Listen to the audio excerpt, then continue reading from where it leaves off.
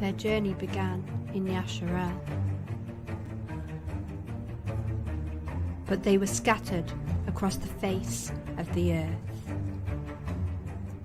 each one with its own beats, and each one with its own rhythm.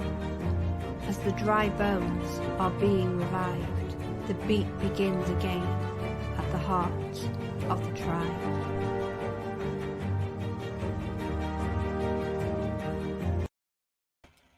Hello, welcome to Heart of the Tribe, the Heart of the Tribe weekly show.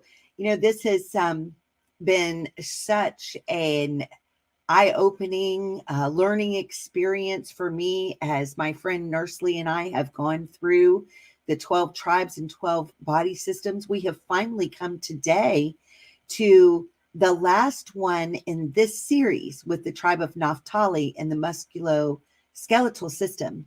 But what is wonderful news is that Yah has put it into our ruachs where we're to go next with this for a deeper dive into this whole subject. And so I can hardly wait for that one to begin.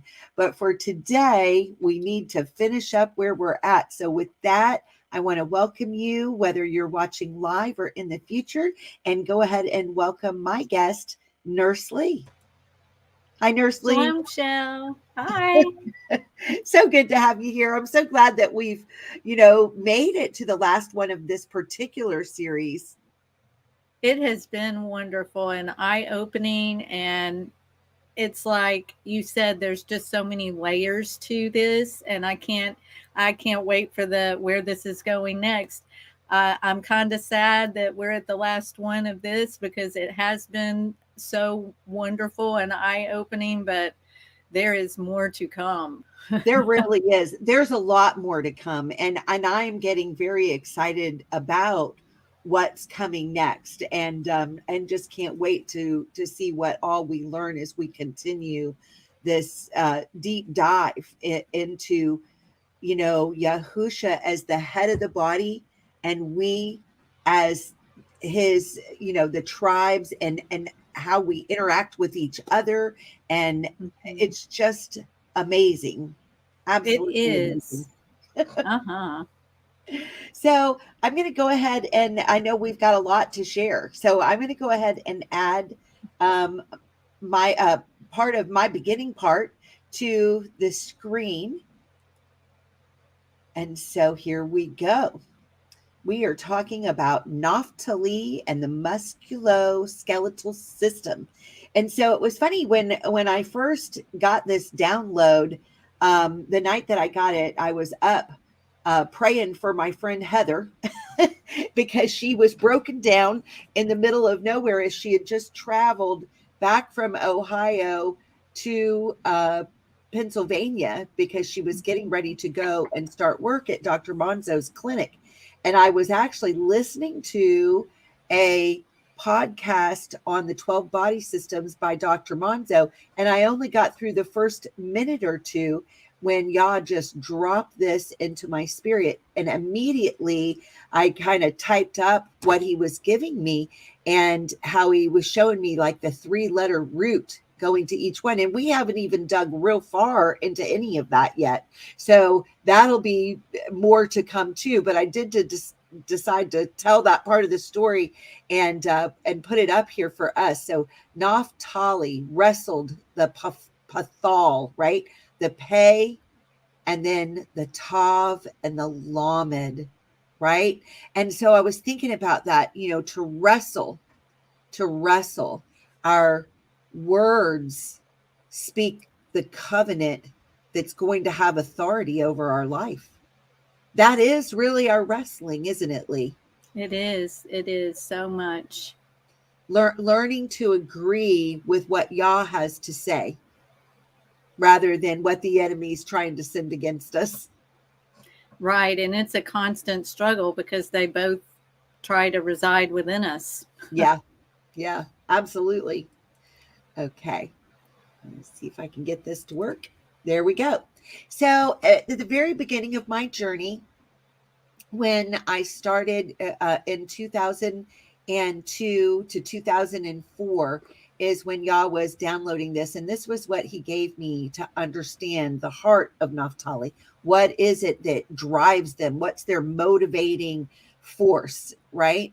And so this is actually in 2 Samuel 22 as well as Psalm 18. It's repeated twice, which I find very interesting in the scriptures. And it is El that girds me with strength and makes my way perfect. He makes my feet like hinds' feet and sets me upon my high places. He teaches my hands to war so that a bow of steel is broken by my arms. You know, I've always just loved that scripture. And, you know, I don't know that that everybody knows this, but, you know, my husband was given a direct word from Yah that this was his tribe, that this is the tribe that he belongs in. And so this tribe, of course, is very near and dear to my heart as I study it out, because I look at it and go, wow, just understanding more about the tribe helps me to understand more about my own husband and what drives him and motivates him, you know. And he is definitely a warrior, you know. He's just got that within him, just that warrior spirit, you know, that the kind of man that's going to run to the battle. It was funny, we were talking about that not long ago, and he said, unless it's a bomb, and then you run the other way. So true. Yeah, absolutely, isn't it? It is. All right. So the key to understanding the heart of Naphtali is intercession. I believe that there is a warfare that takes place that is in the heavenly realms that is near and dear to the heart of this tribe. You know, there's some very interesting things here. Let's start with the name. So in naming Naphtali we find it in Genesis 30, verses 7 and 8. It says, Bilhah, Rachel's slave girl, conceived again and bore Yaakov a second son. Rachel said, I have wrestled mightily with my sister and won, and called him Naphtali, my wrestling. So right away, you see the contention in the family that's going on. You know, he was just born into contention going into the family dynamics, you know, which is just so interesting.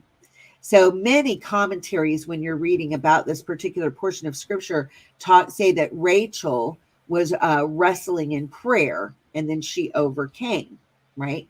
But it's interesting, that competitive spirit within the body, you know, that really, I find that very interesting.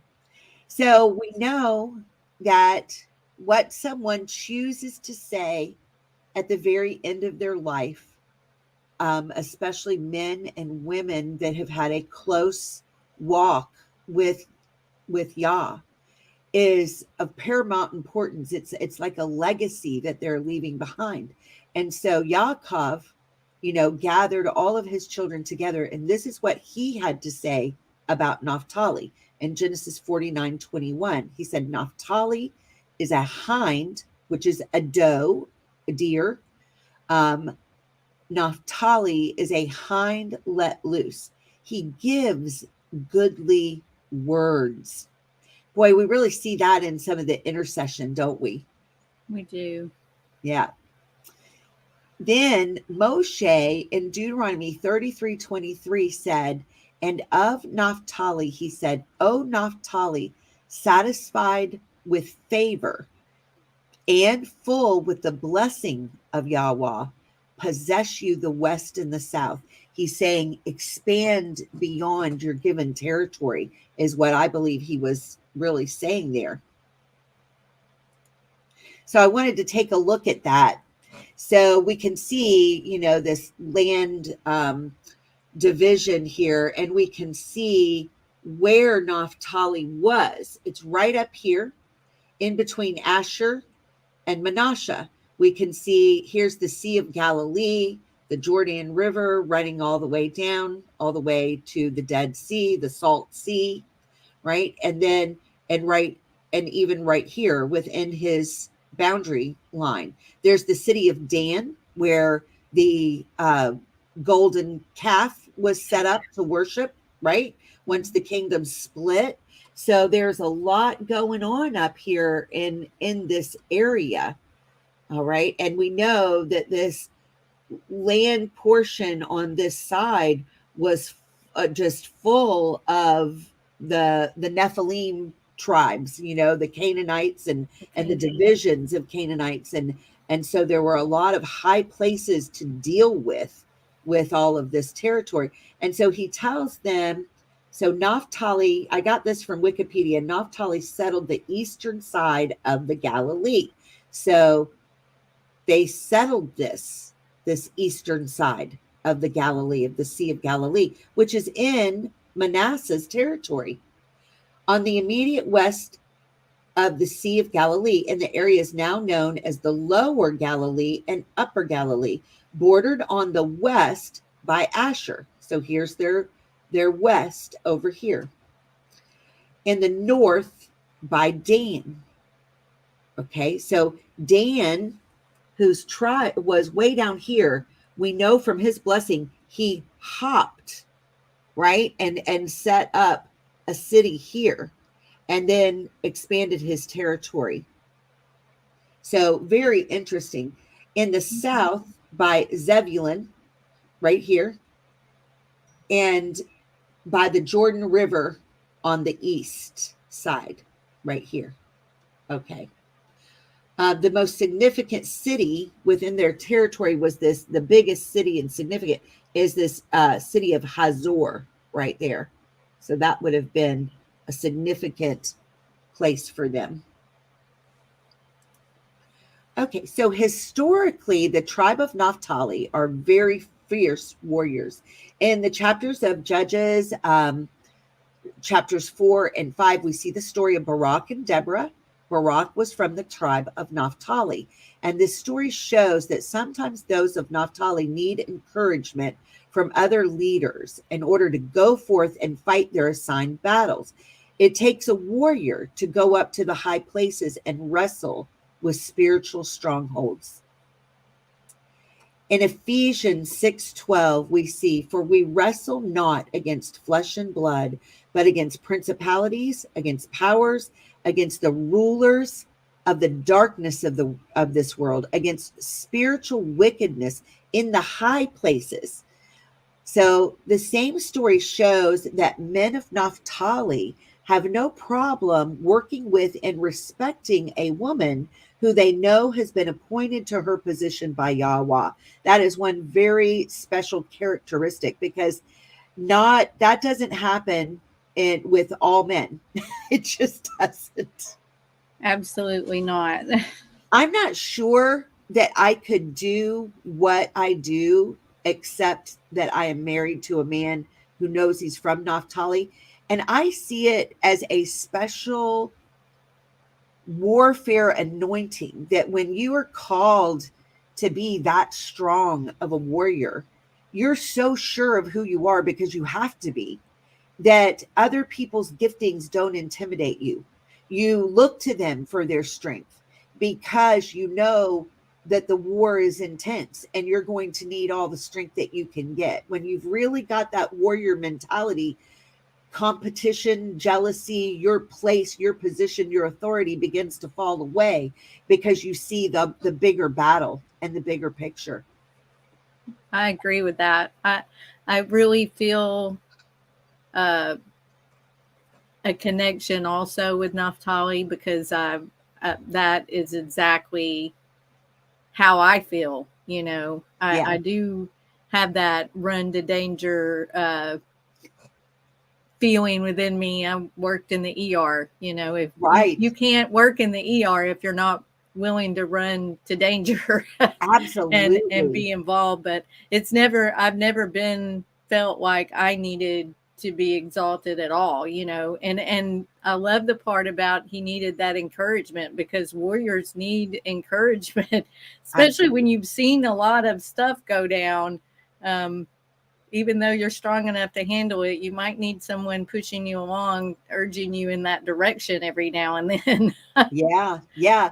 Now I find it really interesting because I've had, that specific word from Yah of that my tribe is Zebulun, right?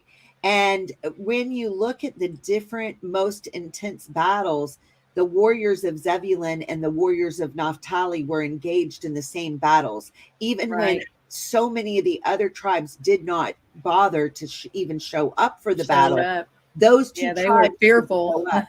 Yeah, and Zebulun very much is in an encouraging tribe. They're wanting to push forward, to go here, to go there, to do this, to do that, to go across the seas, to see what's out there, to dig in the sands, to bring up treasure, to and Yeah, connect things. It's very a drive to connect the different pieces and parts, and I definitely see that in my personality. And I know that I work very well with the people from Naphtali, so I find that really interesting. it is. Okay. Oh, okay. So that was, is that really? I know I had something else there. Maybe not. Okay, so what I did want to talk about, and I know that you are going to talk about it a little bit too. That was just kind of that background information to get us started. So I know that we have some things that we want to share out of the Testament. And maybe what we'll do is go back and forth a little bit. One Sure. other thing that I really wanted to go into, um, before we even start this, is to kind of give a more prophetic view. Let me see if I can bring that up.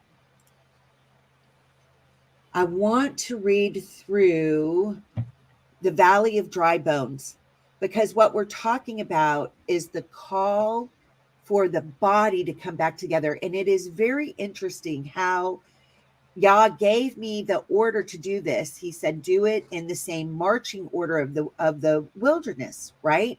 And so Naphtali's the very last tribe. I mean, one of the strongest warrior tribes, one of the ones able to go to the high places. They're in the rear. And the rear, when you're marching in battle, is a very vulnerable spot, right? And that's you're going to put strength there to try to protect the rest of the tribes. So it looks like they have to take the very last position, but it's strategic and for protection. And I just found that amazing that It that was is. the order. And so when we think about this valley of dry bones, the people that seem like they were not, that have been brought, that are being brought back again and are coming back to life again as the whole house of Yasharel, the entire body of Yahusha, and what it takes, you know, for the rest of the body to come back. The bones have to stand up, the muscles have to come back on it, right? And that's what we see in this prophecy out of Ezekiel 37. And it's really where Leigh and I, it's the inspiration of where we're going in our next series. So I wanted to go ahead and kind of share this to connect it and give everybody that preview and get us thinking about it, right?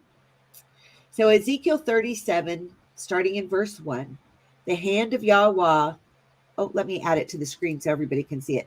The hand of Yahweh was upon me and carried me out in the Ruach Yahweh and set me down in the midst of the valley, which was full of bones, and caused me to pass by them round about. And behold, there were very many in the open valley, and lo, they were very dry. And he said unto me, Son of Adam, can these bones live? And I answered, O Adonai Yahweh, you know. Again he said unto me, Prophesy unto these bones, and say unto them, O ye dry bones, hear the word of Yahweh. Thus says Adonai Yahweh unto these bones, Behold, I will cause breath to enter into you, and ye shall live. I will lay sinews upon you, and will bring up flesh upon you, and cover you with skin, and put breath in you, and ye shall live, and ye shall know that I am Yahuwah. So I prophesied as I was commanded, and as I prophesied, there was a noise, and behold, a shaking, and the bones came together, bone to bone. And when I beheld, lo, the sinews and the flesh came up upon them, and the skin covered them above, but there was no breath in them. Then said he unto me, prophesy unto the wind, prophesy, son of Adam, and say to the wind, thus says Adonai Yahweh, come from the four winds, O breath, and breathe upon these slain, that they may live. So I prophesied as he commanded me, and the breath came into them, and they lived, and stood up upon their feet, an exceeding great army. Then he said unto me, son of Adam, these bones are the whole house of Yasharel. Behold, they say, our bones are dried, and our hope is lost. We are cut off for our parts. Therefore prophesy and say unto them, thus says Adonai Yahweh, behold, O my people, I will open your graves and cause you to come up out of your graves and bring you into the land of Yasharel. And ye shall know that I am Yahweh when I have opened your graves, O my people, and brought you up out of your graves, and shall put my ruach in you, and ye shall live, and I shall place you in your own land. Then shall ye know that I, Yahweh, have spoken it and performed it, says Yahweh. Amazing. It really is, isn't it? It is absolutely amazing. And I think that's so awesome to read that and think about that as we go through these and go into the new series, because you're right, all of this is about that. It's not just about the body systems, it's about the tribes being put back together, the body of yahusha being put back together where it belongs, and in order. There's an order to things. There really is. Just like Naphtali being in the rear. They're there. The tribes that were there were put there because they were the strongest and fiercest, and otherwise they could have been overrun. Just people could have come through and slaughtered them in through the rear and just took everybody out, So it makes me wonder. I know we've talked about this a little bit, and this is just a thought, just throwing this out there.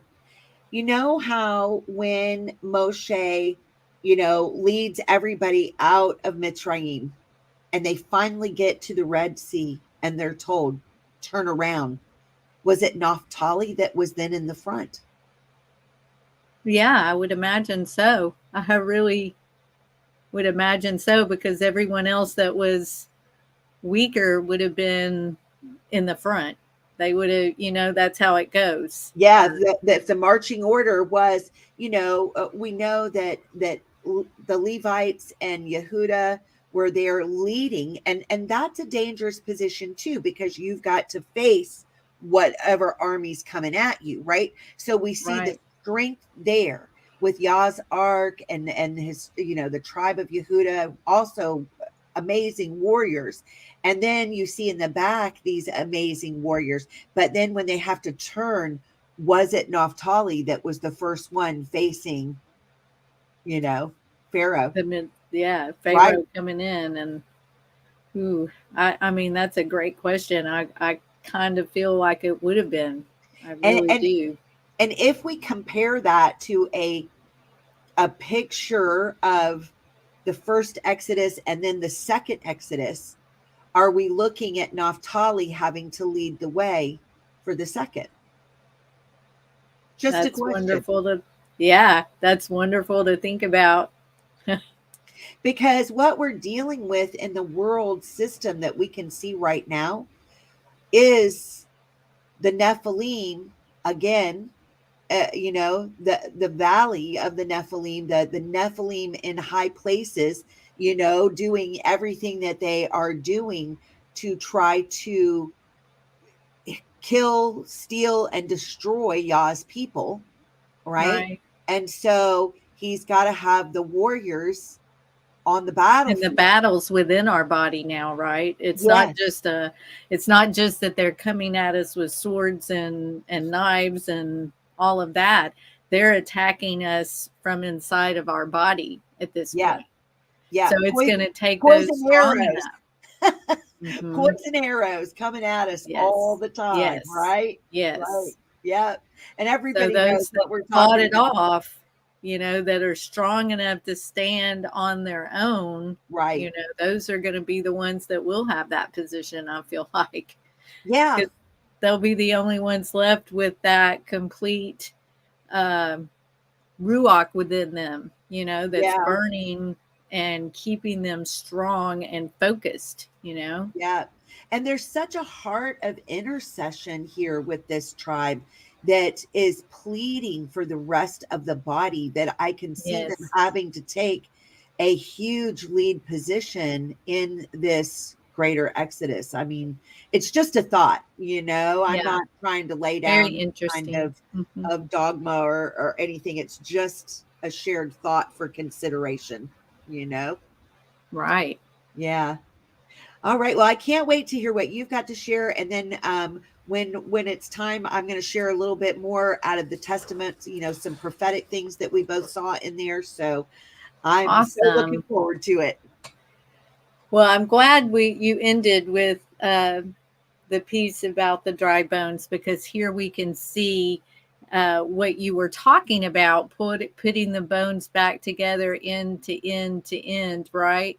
Right. Pulling them back together, the spine, the head, the jaw, the neck, everything. And then here you've got where the sinew, the muscles, the ligaments and tendons are put back in place. And then that last part, the skin's going to be covering, and then prophesy the breath over them. So I love this visual right immediately after you read that. That's amazing. Yeah. So the musculoskeletal system includes your bones, your cartilage, ligaments, tendons, and connective tissues. And the skeleton provides that framework. We always hear people say, get a backbone, grow a spine. That's what we're talking about. That's like the most important part of your framework, just about. So together they support your body's weight and maintain your posture, which mine is terrible. And they help you move. We wouldn't be able to move without all of these muscles and tendons and the soft tissue and everything. There's 206 bones, and I'll never forget when I started nursing school, that's the very first thing we had to do was memorize the 206 bones. And then the more than 600 muscles connected by ligaments, tendons, and soft tissues, and their insertion points. So that was a lot of fun and literally made me think I was going to lose my mind. I made a song out of it, though, so that was the only way I could get through that. But that's a lot going on there, right? And actually, when you look into it, there's actually closer to 700 total muscles in your body. Wow. So bone is a living, growing tissue, and it's made of two materials: collagen, which is a protein that provides a soft framework, and calcium, that's that hard mineral that adds strength and hardness. And the combination makes bones strong and flexible enough to hold up under stress. So as I was looking through and comparing different correlations between Naphtali and our musculoskeletal system, I went to Numbers 1:42, 43, where, as you said, it lists the men of Naphtali, 20 years old and more, whoever was able to go to war. This is the first census taken by Moses leaving Egypt. And the opening verses of Numbers 1 relates how, in the second year of their wandering, the Lord spoke to Moses, ordering him to take account of the fighting men of Israel. So then we see of the sons of Naphtali, their genealogical registration by their families by their fathers' households, according to the number of names from 20 years old and upward, whoever was able to go to war. Their numbered men of the tribe Naphtali were 53,400. So this was the sixth largest number of fighting men amongst the 12 tribes. And it was after the first census that the Almighty relayed his instructions to Moshe concerning the encampment of Israel in the wilderness. This particular tribe, as you said, was assigned to the camp of Dan along with the tribe of Asher, and they three together protected the rear of the advancing camp. So they were strong and flexible enough to hold up under stress, which we see that's the main component to our bones, our skeletal system, is they have to be strong and flexible enough to hold up to stress. So when you're hit with something, you don't just snap and break, Right. they have to be, and that's why we have cartilage and things that are more of a bendy bone. So we're not always breaking. We can bend in some retrospect. And Right. that's really what I saw with Naphtali, is that they were strong, but then they were also flexible. Yeah. And the tribe lost 8,000 men, though, through their sojourn in the wilderness. After the second census, they had slipped to the eighth largest tribe. No reason is given in scripture, but I'm pretty sure, and, it's not illogical to make the assumption that their position in the rear guard may have had something to do with it, right? Because they were in that position in the rear. So they lost 8,000 men in that sojourning. Wow. And looking here, I pulled this snippet out of one of the AMA medical journals, and skeletal muscles, they say 700. There's lots that say between 600 and 700. So we'll say 700 skeletal, and that skeletal muscles provide the movement, control, enhances and exits of the digestive tract, produce heat, so help keep you warm, and support your skeletal position, so all your bones stay where they're supposed to, and protect your soft tissues. So you have axial muscles, which support and position the axial skeleton, and then appendicular muscles, which support, move, and brace limbs. So, in that picture where you have the different muscles going in different directions, that's what that all is talking about. Each one of them is adding support and holding things in place.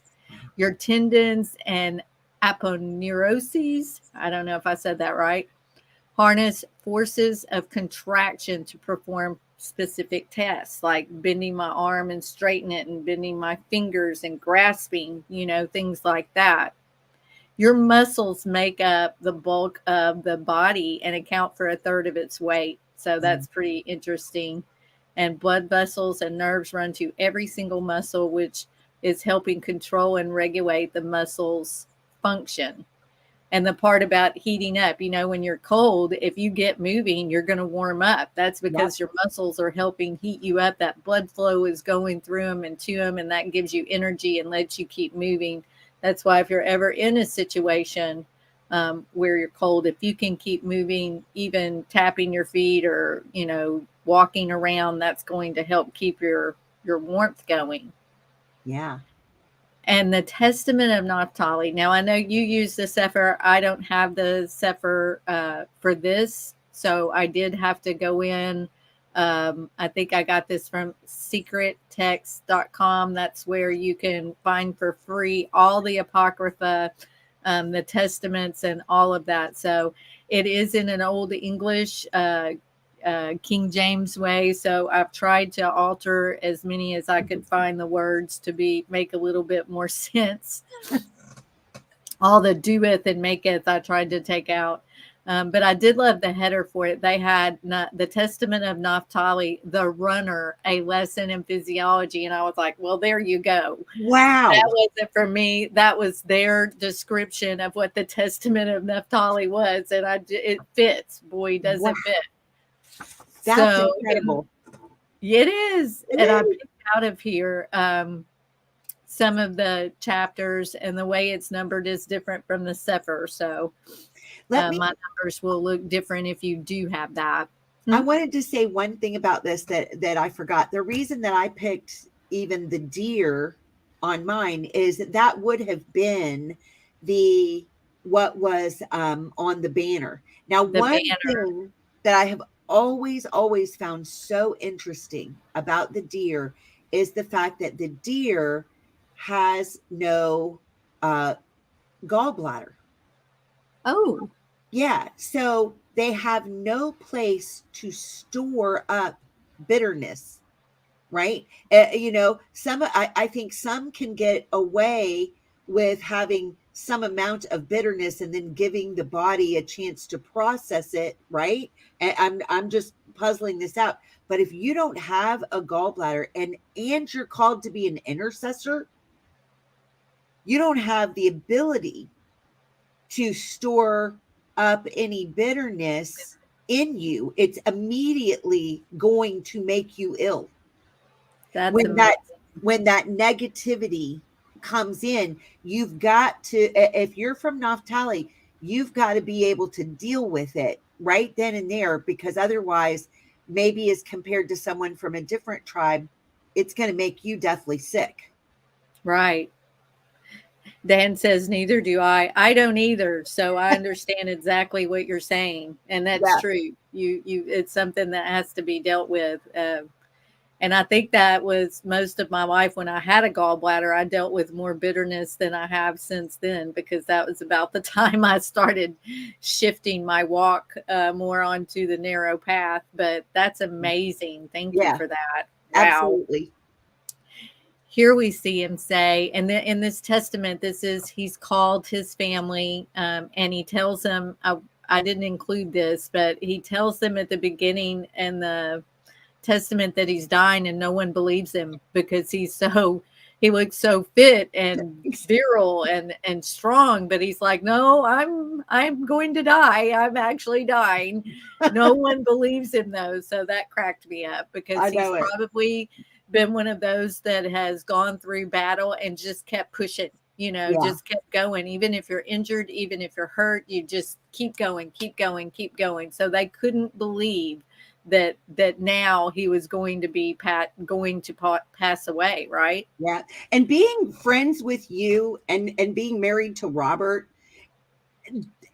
nothing truer could be said of either one of you. Yeah, that is just 100% fits both of your personalities. So it is, I would just walk around with something. Well, my shoulder is so messed up, and I'm like, whatever, I'm fine. We have to do this. So we're good. But then we have the smart people like you and my husband who are like, we really got to worry about this. We've got to get, maybe we should fix it. maybe we should get it fixed. I don't know. I'll deal with it later. So here he says, and I love this, that so much of this testament just spoke to me in ways where I can see so much of myself, more so than any of the others. I really see it. And I was swift on my feet like the deer, and my father Jacob appointed me for all messages. As a deer did he give me his blessing. And I have here, so far, the fastest anyone has run or been able to run is about 27.5 miles an hour. Can you believe that? Wow. A speed reached briefly by the sprinter Usain Bolt. Wow. Just after the midpoint of his world record 100-meter dash in 2009, he ran 27.5 miles an hour. That's amazing. Right. And swift on your feet like a deer. I think that definitely proves the musculoskeletal system can do that. And like I've told you, if you see me running, you should run too, because something's after me. I'm not going to be just running for my health, people. No. There will be something. If you see me going, you should follow. Robert's the same way. He does not run for health. Something's coming after him. Yes, you should run. And then here we see, for as the potter know the vessel, how much it is to contain and bring clay according, so also doth Yahweh make the body after the likeness of the spirit, and according to the capacity of the body doth he implant his spirit, right? Right. Human bone is as strong as steel, but 50 times lighter. And that is a fact. I pulled that out of an AMP book. Human bone is as strong as steel, but 50 times lighter. So that's how we can take those impacts, a lot of them, without breaking. Yeah. Bone is as strong as steel. Wow. And they build buildings out of steel, you know. Mm-hmm. And the one does not fall short of the other by a third part of a hair, for by weight and measure and rule was all creation made. In the musculoskeletal system, the muscular and skeletal systems work together to support and move the body. The bones of the skeletal system serve to protect the body's organs, support the weight of the body, and give the body shape. All of these things yahuah took into account in the building and creation of our body. You know, the weight and the measure and the rule was all creation made. And I looked at also my thought of Naphtali and that marching order and how they were in the rear, right? They serve to protect the body's organs. So they're protecting all those other tribes that are encompassed, you know, within our body, within our skeletal system. They're all protected. If we didn't have our lungs, our heart would be exposed, you know, just a punch to the chest and that would be it. The same with our brain. You know, your head can take a good whack. I can attest for that. And you can keep going, right?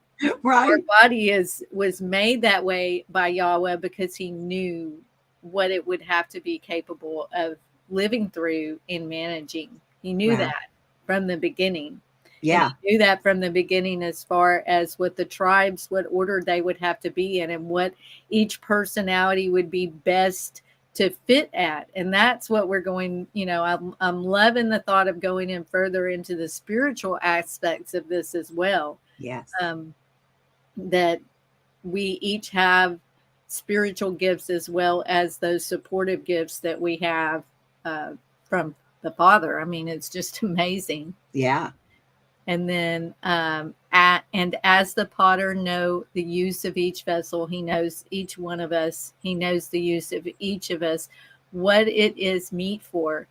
So also doth Adonai know the body, how far it will persist in goodness and when it will begin in evil. He knows us. He knows us better than ourselves. For there is no inclination or thought which Adonai know not, for he created every man after his own image. For as a man's strength, so also in his work as his eye, so also in his sleep as his soul, so also in his word, either in the law of yahuah or in the law of Beliar. Yeah. Wow. Even in our sleep. And we've talked about this in other Walking in the Words, where we were going through the different ruachot, the evil ones, the good ones, what works well with us. And we're born with all of these around us, you know. Yeah. We constantly have that struggle, like you said. And you discussed that wonderfully in Mercy Poured Forth this morning and in the audio, because it really is the two seeds, the double-mindedness, you know, the double-heartedness, not just in our mind, but in our heart. Yeah. So here I also pulled out the Testament of Naphtali on down in the first chapter.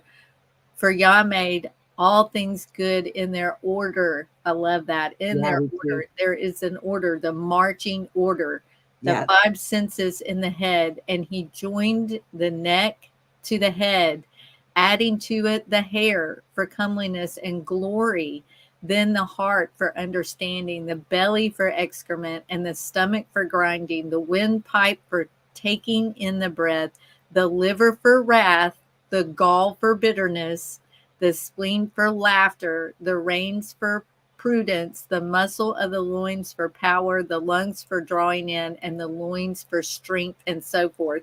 And I found it quite interesting that the loins for powder and the loins for strength, he mentioned those two separately. You know, you need the power, but then you also need that strength that has endurance, right? That's what I picked up when he separated those two there. And there we see where you talked about the gall for bitterness and the liver for wrath. We've talked about that so many times, that anger comes from the liver. And that's just an amazing thing for me, as I've taken care of many people with their liver issues. And I promise you that fits. The anger and the wrath comes from the liver. It affects your whole body. And it's really amazing to read these words now, and they're so true. And we have to think about the time frame this was written. Yeah. You know, how many thousands of years ago this was, and how spot on it is. Like, spot on. We think we're so smart with the science and the whatever it is, the research we've done. Look at this. It's amazing. I doubt he had the Grey's Anatomy book to go through to pull that out for, but right. I mean, it's pretty amazing to see that. And after reading that, I wanted to see exactly about the muscles and what were the strongest. And the hardest working muscle is your heart. It pumps out 2 ounces or 71 grams of blood at every heartbeat. Wow. Daily. The heart pumps at least 2,500 gallons or 9,450 liters of blood. And the heart has the ability to beat over 3 billion times in a person's life. Wow. Wow. How amazing and important is that muscle. And we see up here, he says, the heart for understanding. There's got to be a deeper spiritual meaning to that. You know, I believe it's not just a muscle in our chest that pumps the blood around, right? Right. And we still have that connection to the tribe of Levi there with the cardiovascular, you know? Right. Very Absolutely. Yeah. And we know those have to work together. Otherwise your muscles can't work without a blood supply, you know, and that's not the nerves that innervate them, that go from the brain to everything. And that is the beautiful picture of the tribes laid out, and the beautiful picture of the creation of our body systems that Yah put together. Nothing was an accident. And it's so intricate in such a level that it blows my mind. It really blows my mind. If you were to take it down to the cellular level, it just, you know, wow. So the strongest muscle based on its weight is the masseter. So that is in your jaw. Wow. With all muscles of the jaw working together, it can close the teeth with a force as great as 55 pounds. Yes. Wow. On the incisors, or 200 pounds on your molars in the back. Wow. So your strongest muscle also makes me realize is your words, because without the masseter, you wouldn't be able to speak. So there is life and death in your words, right? Yeah. That was one thing that just struck me. That and this one was amazing also because Naphtali was in the rear, right? So the single biggest muscle in the human body is the gluteus maximus, or your rear, your buttocks. Yeah. This muscle helps keep your torso erect, and the stronger glutes allow a person to jump higher and sprint faster. So all of that perfectly describes Naphtali. They're in the rear, and they're there to support the torso, which would go up towards the middle and out to the 2 sides and up to the head, right? So they're supporting all the way up that marching order. Plus that the dough on the banner, you know, and the prophecy that they would be able to, you know, go up on the high places. Well, that's climbing up onto the high places, which jumping, those sprinting, gluteus maximus muscles. Right. Right. Because you're not climbing without them. Interesting part about that is the muscle that can exert the most force is your soleus, or your calf muscle. Wow. So according to Grey's Anatomy, which is a nursing medical book, all doctors and nurses, that's the first thing we have to buy when we start nursing school. And it's about that thick.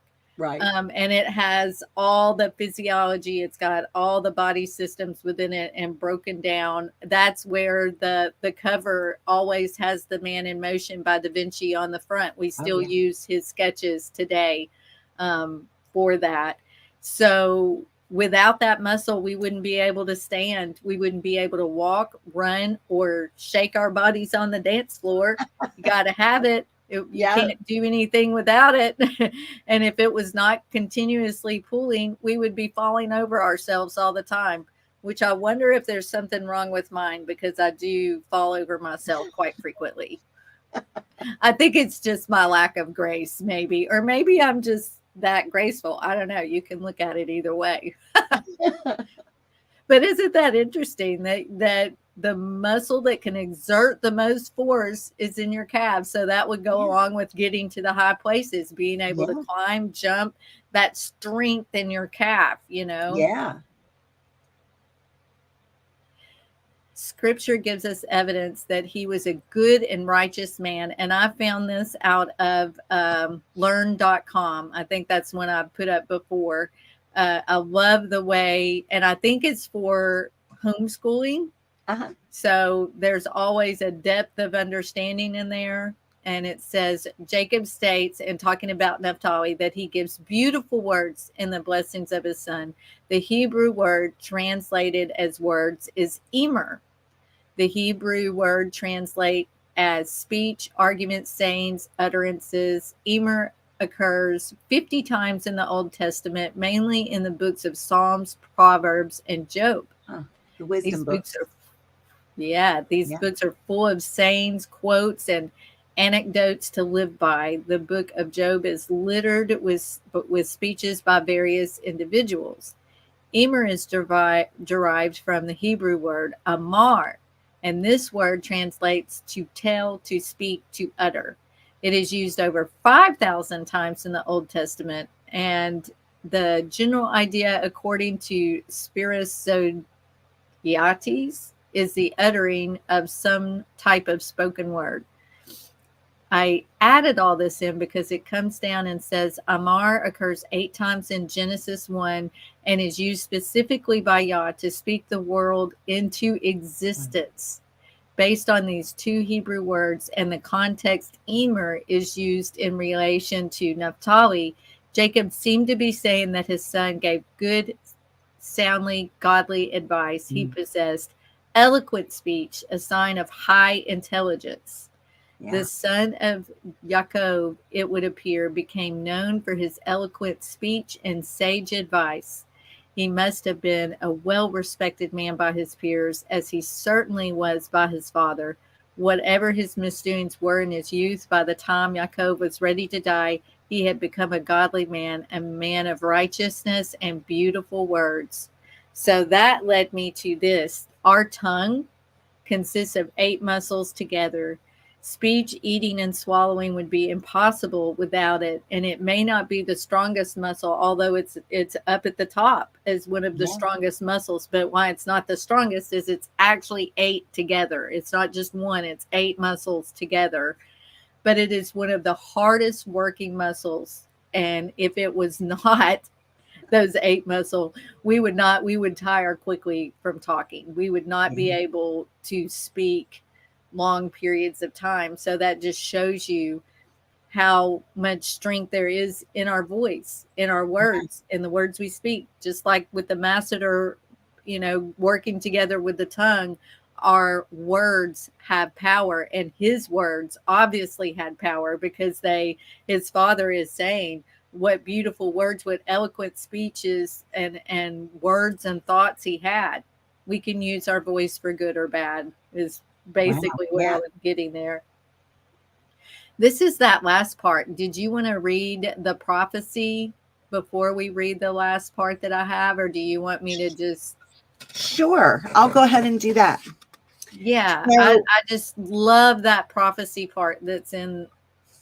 Yeah, it's really interesting. So I'm using the Bear Sheet book from Sefer Publishing to read this out of, and the prophecy part begins for them.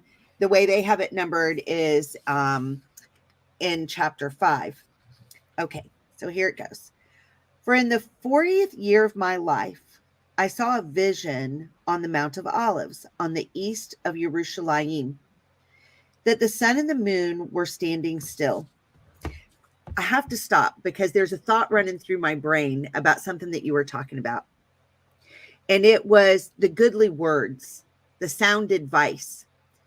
So the thought that's hitting my brain is the ability, the level of discernment seen in Naphtali in order to see a situation as it really is and exactly what's going on, to be able to deal with what's happening on the high places, not just the strength it takes to get up there, but then to understand what you're dealing with once you're there, right? Yes. And Wow. Yeah. yeah, so there's another element to that I'm really just, I just feel the prompting of the Ruach to mention this, and that's part of the goodly words. It's words of good advice because of an insight given by Yah to an intercessor, to someone Wow. that has those kind of spiritual giftings. So That's amazing. yeah. Yes. Yeah. And that's just something else. I mean, I think it's hit my brain because I'm in such a close relationship with you and with Robert, and you guys are the ones that help me figure out what in the world we're dealing with sometimes as different things come our way. I know that you have really strong giftings in that area, and I know Robert has really strong giftings in that area. So that it's just kind of like another puzzle piece for me. And I just wanted to share it because it just hit my brain, and I was like, oh, wow. Wow. That's amazing. I love It that. really is. Yeah. Very amazing. Okay. So, I'll start again with the prophecy. All right. For in the 40th year of my life, I saw a vision on the Mount of Olives on the east of Jerusalem, that the sun and the moon were standing still. And behold, Yitzhak, the father of my father, said to us, run and lay hold of them, each one according to his strength, and to him that seizes them will the sun and moon belong. And we all of us ran together, and Levi laid hold of the sun, and Yehudah outstripped the others and seized the moon, and they were both of them lifted up with them. And when Levi became as a son, lo, a certain young man gave to him 12 branches of palm, and Yehudah was bright as the moon, and under their feet were 12 rays. And the two, Levi and Yehudah, ran and laid hold of them, and a bull upon the earth with two great horns, and an eagle's wings upon its back. And we wished to seize him, but could not. But Joseph came and seized him, and ascended up with him on high. And I saw, for I was there, and behold, a holy writing appeared to us, saying, Asherim, Medes, Persians, the Kasdim, Aramim shall possess in captivity the 12 tribes of Yasharel. And again, after 7 days, I saw our father, Yaakov, standing by the sea of Yavneel, which would be Jamnia. And we were with him, and behold, there came a ship sailing by, without sailors or pilot, and there was written upon the ship of Yaakov. And our father said to us, come, let us embark on our ship. And when he had gone on board, there arose a vehement storm and a mighty tempest of wind, and our father, who was holding the helm, departed from us. And we, being tossed with the tempest, were borne along over the sea, and the ship was filled with water and was pounded by mighty waves until it was broken up.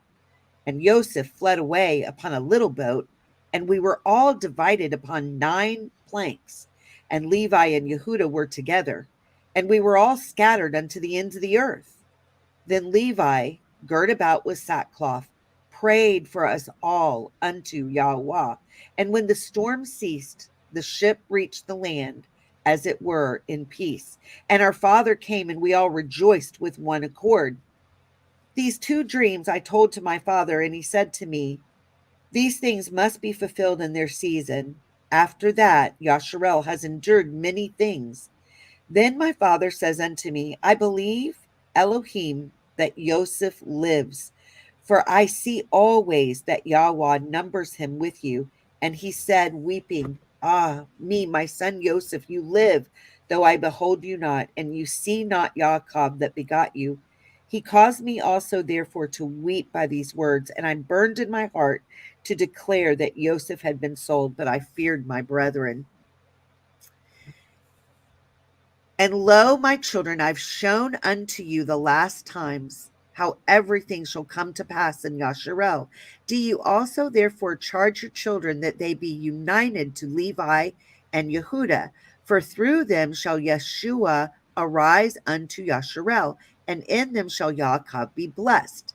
I find that very interesting, considering we understand that Yahusha is king and priest, and that's what the tribe of Levi was priest and Right. Yehudah king, right? Right. For through their tribes shall all Elohim appear, dwelling among men on earth, to save the race of Yasharel, and to gather together the righteous from amongst the other nations. If ye work that which is good, my children, both men and angels shall bless you, and Elohim shall be glorified among the other nations through you, and the devil shall flee from you, and the wild beast shall fear you, and yahuah shall love you, and the angels shall cleave to you. As a man who has trained a child well is kept in kindly remembrance, so also for a good work there is a good remembrance before Elohim. But him that does not that which is good, both angels and men shall curse, and Elohim shall be dishonored among the other nations through him, and the devil shall make him as his own peculiar instrument, and every wild beast shall master him, and yahuah shall hate him. And I'm going to stop there because I know you've got what comes next after that. Wow. Yeah.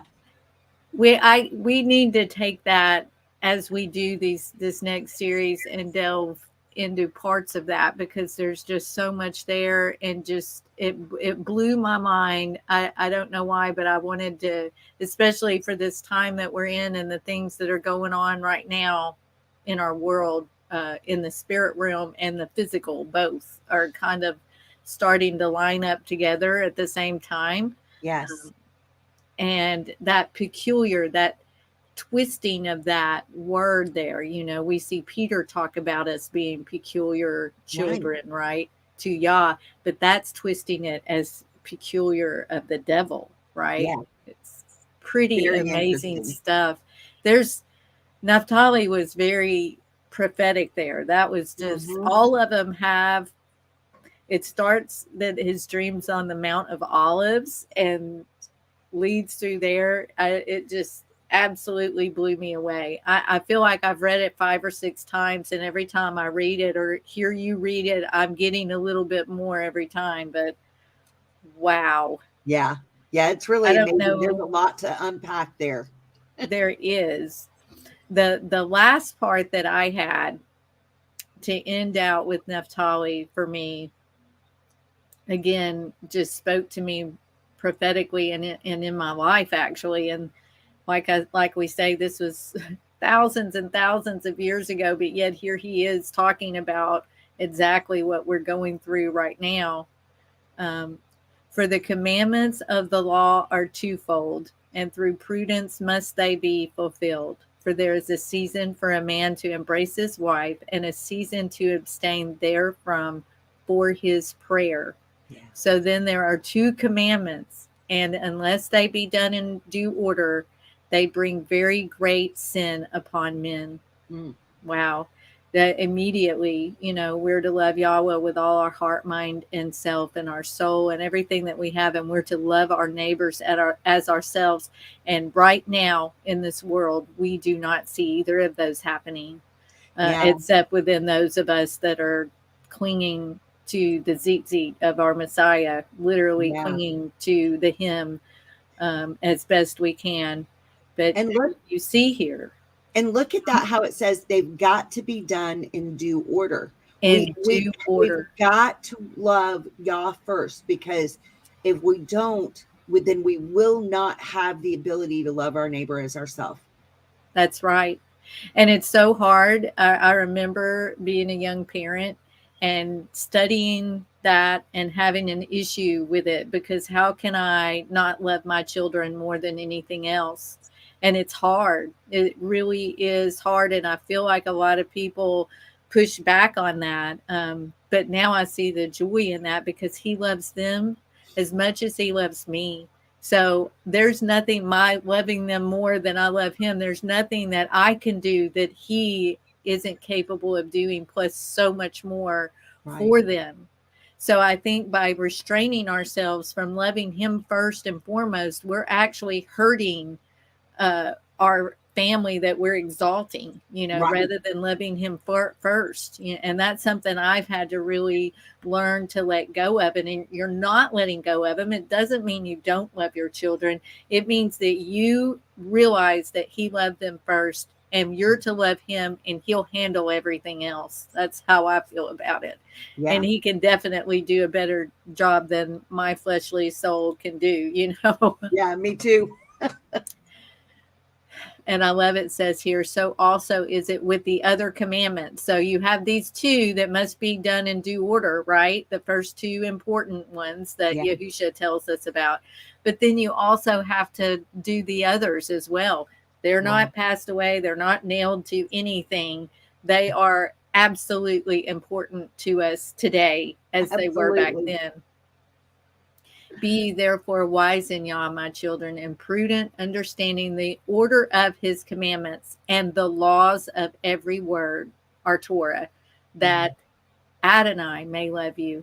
So for him to love us, we've got to understand his order of the commandments and the Torah of every word of it, right?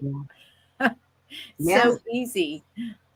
It really is. We mess it up and make it, oh, it's hard. You're, like you said earlier, you're putting yourself under the law. And I've always had that thrown up in my face being on this. You're Right. choosing to be under the law. It's like, Right. no, I'm choosing to be under the wing of my Father. You just don't see that. Yeah. I mean, Yahusha said, if those who love me, follow my commandments. Keep my Keep my commandments. commandments. Yes. It's pretty I clear. don't know how you can read that and not know what it means. Me neither. And when he had charged them with many such words, he exhorted them that they should remove his bones to Hebron, and that they should bury him with his fathers. And I love this. And when he had eaten and drunken with a merry heart, he covered his face and died. Yes. And his sons did according to all that Naphtali their father had commanded them. But his strength carried him through. And when he was done, he was done. He was done. Yeah, I love that. Absolutely love that. But this was an amazing one to me. It was. It really was. And I can't wait to dig deeper with all the tribes with you and start the new series. I'm a little sad, but at the same time, I'm pretty excited about what's to come, because this has been an amazing journey with the tribes and the body systems. It really has. And I'm so glad that we got to go ahead and complete phase 1 of it, so that we can embark on phase 2, and can't wait to see what else Yah shows us to bring forward and shares with us, that we get to share with everybody else. So I've really enjoyed doing this, and hope that it's just been a blessing, whether people hear it now or hear it later, that it continues to be a blessing and brings revelation and insight that helps people in their own individual lives, helping them. I mean, really, to me, the whole reason that I feel like it was so important. I remember, before I even started to get the tribe, the whole download of this, I didn't even understand anything about the tribes yet, or about Shabbat or the feast or anything yet. But I was a worship leader, and I know that I kept seeing in my mind's eye, in my ruach, I kept seeing a picture of the bride made up of all the different people. You know, they were all encompassing. That was what her body and everything about her was made up of individuals, you know, and that we all have our place there. And so that's what burns in my heart. I don't want to see people feel like a bone out of joint, you know, as if they don't belong somewhere in the body, because everybody does, and everybody's important. And I don't care if it's one muscle in the tongue, it matters, right? If it's one cell in the kidney, it matters. If it's one skin cell, it matters. You know, every single person is important. And we don't want any part of the body to be a bone out of joint. We don't want any part of the body to become a diseased or cancerous cell, right? We want to see the body whole and functioning and happy and healthy. And that's what yahusha wants. Right.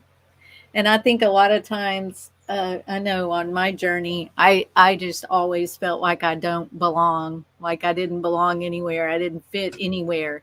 Well, guess what? You fit and you belong. And he had this design in mind at creation, at the very beginning of creation. So every single person is so needed, necessary, and significant. And that's why he doesn't want to lose any part of us. We wouldn't want to lose any part of our body.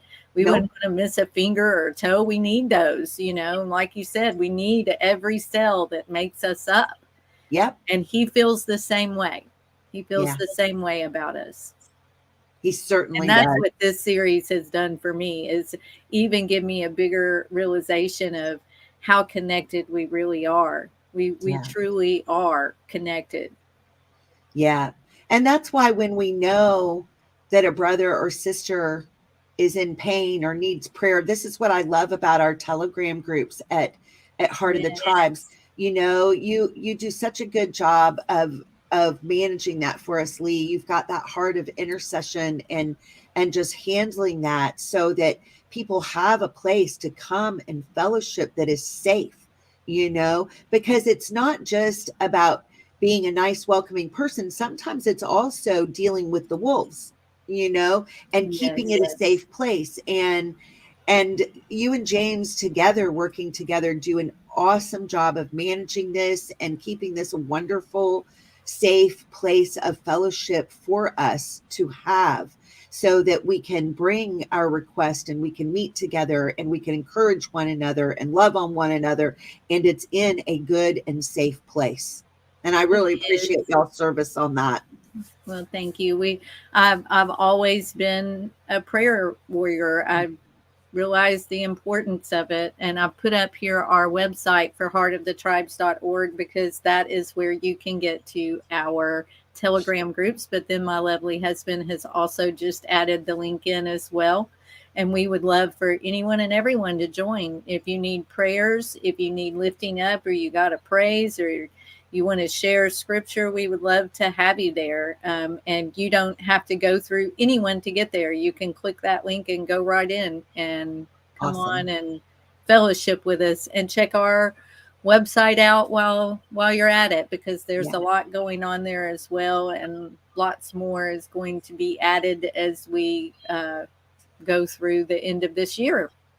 I can't believe how much we have accomplished in this in 2022 so far. I mean, it's just been amazing. And so, you know, more is coming. As long as Yah has this vehicle open for us, we're going to keep plowing ahead in this area for as long as the door is open.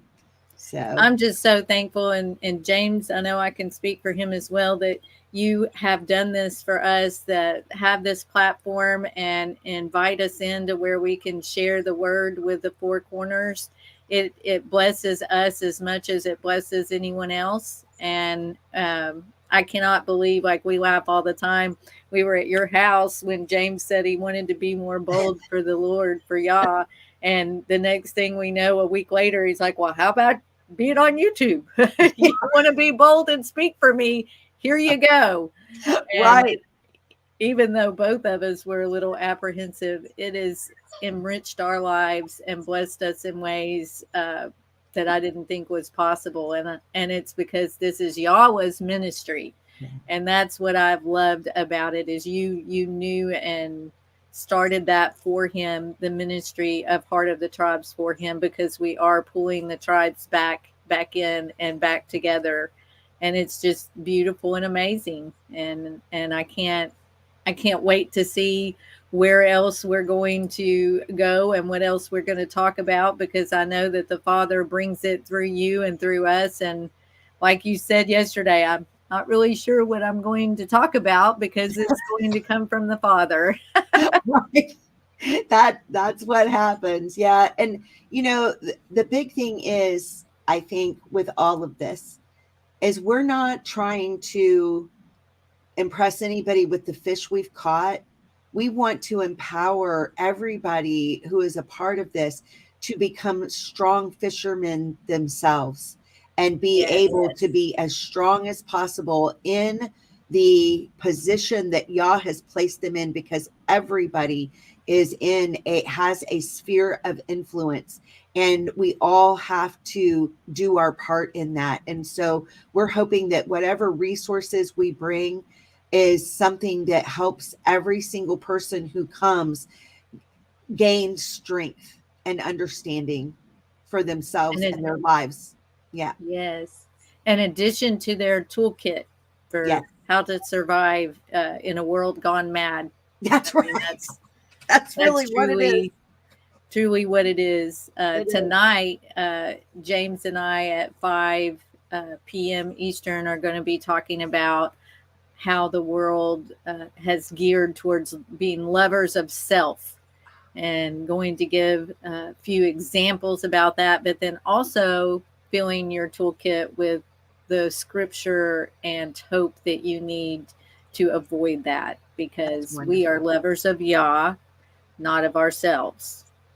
And that's hard when you live in a world where everything you see is geared towards loving yourself, exalting yourself, your appearance, what you have and own, and all of that, especially with the upcoming holidays, not holy days. Right. You will see that they're the holidays, not the holy days.